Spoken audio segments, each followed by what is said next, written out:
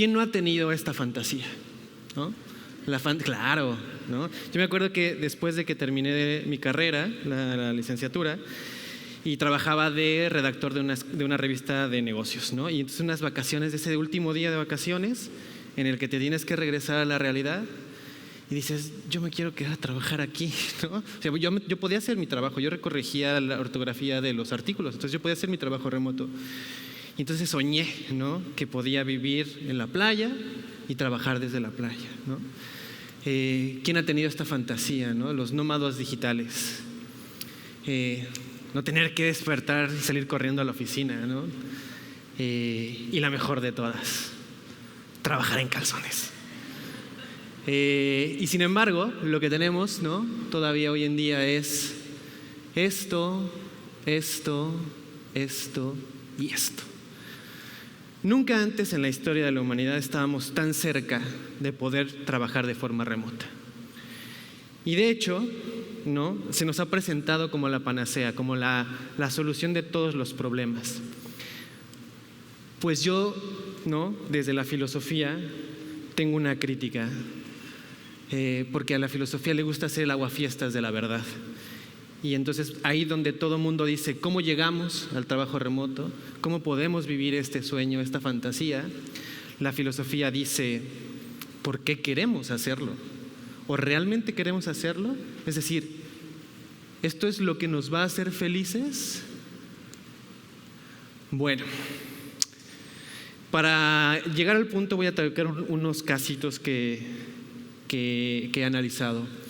En el 2023 había una empresa en la India que en medio de la pandemia mandó a 10,000 de sus trabajadores a trabajar de forma virtual.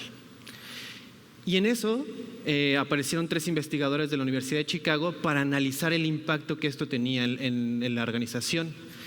Y lo que se dieron cuenta después de muchas encuestas y muchos estudios es que los trabajadores estaban trabajando en promedio 2 horas más al día de lo que hacían cuando iban de forma presencial. Y sin embargo, a pesar de que estaban trabajando más, la gestión había caído 19%. ¿Sí?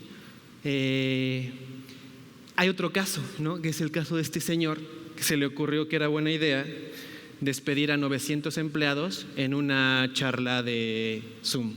Entonces empezó la charla con, si tú estás en esta charla, estás despedido, ¿no? Su argumento era que esos 900 empleados se había medido su productividad y solo el 50% del tiempo que ellos les estaban pagando, solo el 50% estaba asignado a las funciones de la empresa y el otro 50% lo estaban utilizando para trabajar para otras empresas o para llevar a cabo proyectos personales, ¿no? Y entonces a este señor le pareció una terrible falta de ética y los despidió.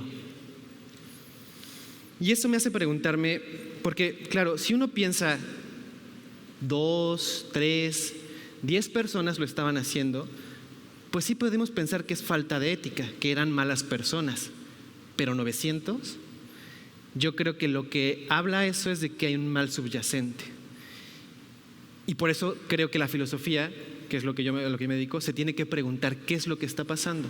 Para intentar entenderlo voy a contrastarlo.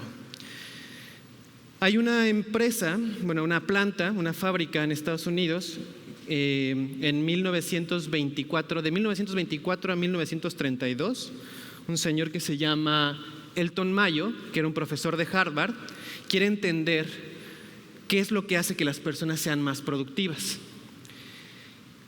Y empieza a hacer una serie de experimentos con las personas. En esta planta divide grupos de personas y les da distintos estímulos, distintos incentivos para ver cuáles de esos incentivos son los que favorecen la productividad.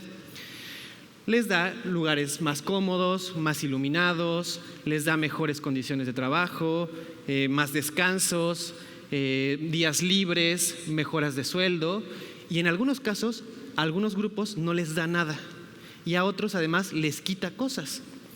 Y lo que se da cuenta es que todos los grupos mejoraron su productividad y lo que él no entiende es por qué. Así que sigue repitiendo los ejercicios y llega a una conclusión: no es los incentivos externos lo que hace que la gente mejore su productividad, sino el hecho de sentirse parte de un equipo, ¿no? Y no solo eso, saber que tengo la atención de mi jefe, que soy parte, que mi punto de vista está siendo tomado en cuenta, ¿sí? Es decir, mi relación con los demás es lo que me hace más productivo.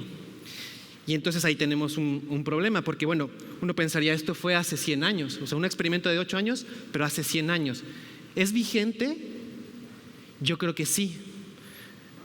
Aristóteles, hace 2400 años, dijo: el hombre es un son politikon, es un animal político, es un ser social. ¿Qué quiere decir esto? Que la sociabilidad no es algo externo del ser humano, sino que es intrínseco, forma parte de su naturaleza. Somos seres humanos en la medida en que nos relacionamos con los otros, y si no fuese así, no seríamos seres humanos, ¿sí? Por lo tanto, las empresas son una consecuencia de ser humanos, es una consecuencia de nuestra sociabilidad. La empresa no es algo que se crea, es algo que surge de forma espontánea por nuestra propia naturaleza de seres humanos. Y además la empresa no es el lugar, no es el espacio físico al que voy a trabajar. La empresa es el ente relacional, es decir, la empresa es el núcleo de relaciones que se dan entre las personas que están en la empresa. ¿Sí me explico? No es un artificio, es algo natural. ¿Por qué tiene sentido esto? Mira, esto es lo que les decía del Mayo. Javier Zubiri, ¿no?, dice: la persona se constituye en el estar en la realidad con otros. Somos personas en la medida en que estamos en la realidad con otros. Y entonces, ¿la virtualidad es estar en la realidad con otros? Y no me voy a atrever a decir que no, porque creo que es una forma de estar en la realidad con otros, pero es una forma incompleta de estar en la realidad con otros. Tan es así que los enamorados no les basta mandarse mensajes de WhatsApp, no les basta hacerse videollamadas. Los enamorados quieren sentir la presencia de su otro yo. Y eso es lo que me da el indicativo de que no es el mismo grado de realidad. Bueno, pues si somos personas en la medida en que estamos en la realidad con otros, somos más personas cuando vamos a trabajar que cuando trabajamos de forma remota. Nuestra humanidad se despliega de forma más eficiente, y entonces entiendo al otro como lo que es, como un ser integral, no solo en su dimensión laboral, sino como un todo, en su dimensión personal y en su dimensión espiritual. Decía Emmanuel Levinas, decía: yo encuentro a la persona en el encuentro del rostro, ¿sí? Y aquello que es persona tiene rostro, y lo que no tiene rostro no lo puedo entender como persona. Pues bueno, la virtualidad lo que hace es mediar ese encuentro del rostro. Para Levinas el rostro no es solo la cara física, no es solo la imagen de la cara, sino el encuentro total con el otro, ¿sí? Aquello que me empuja a mí a salir de mi egocentrismo. En la virtualidad, ¿no?, cuando estoy en una llamada, en una videoconferencia, hay muchas formas de que ese encuentro no se dé correctamente. Porque no prenden la cámara, porque se pusieron un filtro, porque la pantalla nunca me va a entregar al ser humano completo que me entrega. Es decir, hay cosas que yo puedo identificar de los demás en la medida en que convivo con ellos. Si una persona llega triste al trabajo, lo identifico sin que me lo diga. Hay un lenguaje no verbal que yo puedo identificar en mi encuentro con la otra. En la virtualidad no. En la virtualidad ocurre una cosa bien complicada, que es, digamos que me pongo una especie de malla que impiden que me vea. O sea, cuando yo llego a trabajar, es imposible negar lo que me está ocurriendo en mi vida personal y en lo que me está ocurriendo en mi vida espiritual. Pero cuando entro a la videoconferencia, me seco las lágrimas, me maquillo, me pongo un filtro para que la gente no me vea y no me vea, no encuentre un rostro. Entonces, si no encuentro un rostro, no hay una persona, hay una cosa. Y eso es bien peligroso, ¿no? ¿Por qué? Porque cuando yo entiendo al otro no como una persona, sino como una cosa, lo utilizo como una herramienta. Lo utilizo como un medio para alcanzar un fin. Y ese es el gran riesgo del trabajo virtual, que entiendo al otro no como un fin en sí mismo, sino como un medio para alcanzar mi finalidad. Y eso no es la empresa. La empresa es una suma de finalidades que tienen un fin común, que es el bienestar de todos. Por eso Kant decía, lo único que es un fin en sí mismo es el hombre, ¿no? Nunca puede ser utilizado como un medio. Cuando el hombre es utilizado como un medio, lo que hay es esclavitud.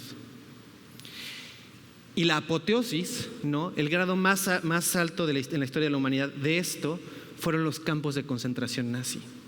Para los nazis, los judíos no eran personas y por eso se atrevieron a hacer lo que se atrevieron, ¿sí?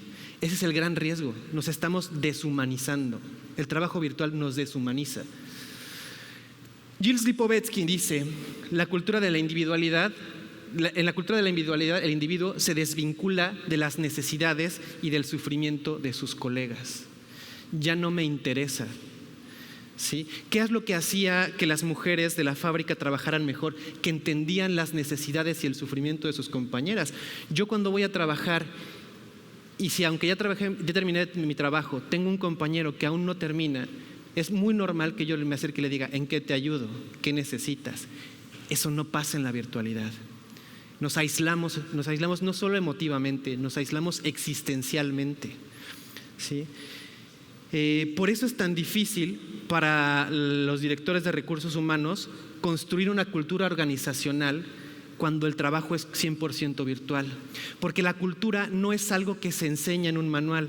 No creo un manual de identidad corporativa y ahora todos aprendan y vivan la cultura de la empresa. No, es algo que se transmite en la convivencia y en la presencialidad. De hecho, la palabra compañero y la palabra compañía vienen del latín cum panis, que quiere decir con quien se comparte el pan. Es decir, ese pequeño momento, ese ritual, ¿no?, social de compartir los alimentos nos hace compañeros. Es bien importante esos espacios, esos jefes, esos empresarios que quieren que la gente no pierda el tiempo en el cafecito o que no se pasen de la hora de la comida. Les tengo una mala noticia, es ahí donde se construye la verdadera empresa, porque ahí me entiendo como persona.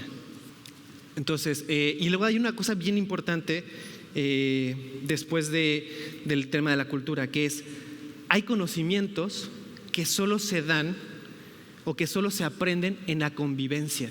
La mayoría de los conocimientos que necesito para desempeñar mi trabajo no los adquiero en la universidad, como falsamente nos han hecho creer. Y todos los que aquí ya trabajamos sabemos que el hacer lo aprendemos trabajando. Es decir, yo puedo estudiar, pero a hacer lo que hago lo aprendí trabajando. Los abogados y los médicos lo tienen clarísimo. Por eso parte de su proceso educativo implica la pasantía, porque no se trata solo de enseñar el hacer, sino enseñar el ser. ¿Qué enseña el médico a sus pasantes? Les enseña a ser médicos, no solo a hacer medicina o no solo a curar, sino a ser médicos. Es una formación del carácter, y esa formación del carácter solo se da en la convivencia, ¿sí?, en la presencialidad. Cuando no es así, vamos persiguiendo, ¿no? Lo que van persiguiendo hoy en día las empresas, y lo que estaba buscando Elton Mayo era la productividad. Pero les tengo una mala noticia: no venimos al mundo a ser productivos, venimos a ser felices, ¿sí? Y solo en la medida en que nos hagamos personas es que vamos a ser felices. Ese es nuestro objetivo, ese es el objetivo de la empresa, que cada uno de mis colaboradores, que cada uno de mis integrantes sea feliz. Parece que estoy satanizando el trabajo remoto y me van a decir, pero hay que cancelarlo, hay que eliminar el trabajo remoto. No, tiene un sentido y es importante que se ejecute, pero tiene que servir para lo que es y no para lo que no es. ¿Para qué sirve el trabajo remoto? ¿Cuándo es legítimo el trabajo remoto, el trabajo virtual? Cuando es a través del trabajo remoto y el trabajo virtual que la persona se puede ser persona. Es decir, aquella persona que no se puede desplazar a su lugar de trabajo y la única forma de ejercerse y de ser persona trabajando lo puede hacer a través de la virtualidad, entonces ahí es legítimo. Cuando una madre necesita quedarse en su hogar para cuidar a su hijo enfermo, es decir, cuando una madre necesita ser madre, ahí es legítimo el trabajo remoto, cuando sirve para que la persona sea persona. Yo al inicio de esta charla les dije, gracias por estar presentes hoy aquí. Y creo que hoy entienden a qué me refiero, después de esto entienden a qué me refiero con agradecerles que estén presentes. Muchas gracias.